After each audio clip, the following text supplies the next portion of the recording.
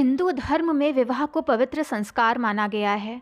ये 16 प्रमुख संस्कारों में से एक हैं, जिसके विधि और विधान के अलावा शास्त्रों में 8 प्रकार के भी विवाह बताए गए हैं।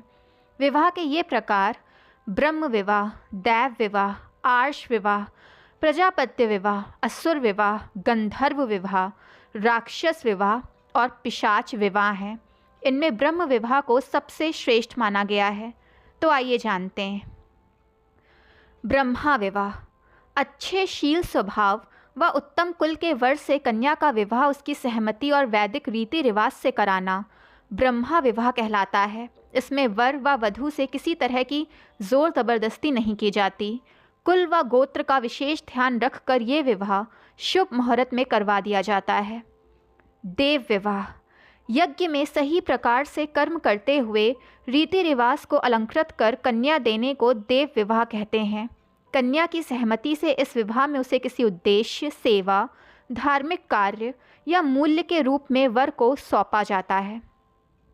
आर्ष विवाह, धर्म के लिए वर से 1 या 2 जोड़े गाय व बैल के लेकर कन्या को पूरे विधि विधान से उसे सौंपना आर्ष विवाह कहलाता है।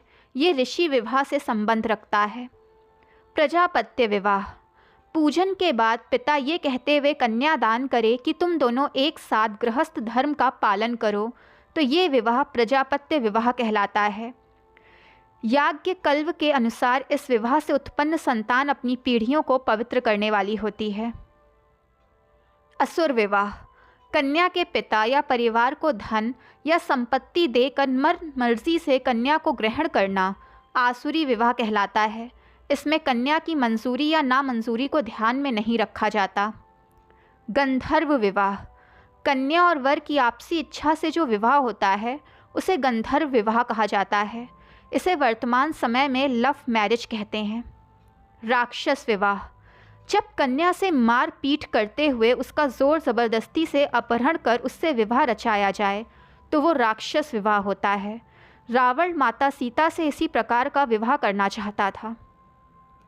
पिशाच विवाह, सोई हुई, नशे में मतवाली, मानसिक रूप से कमज़ोर कन्या को उसकी स्थिति का लाभ उठाकर ले जाना, फिर उसके साथ शारीरिक संबंध बनाकर विवाह करना पिशाच विवाह कहलाता है।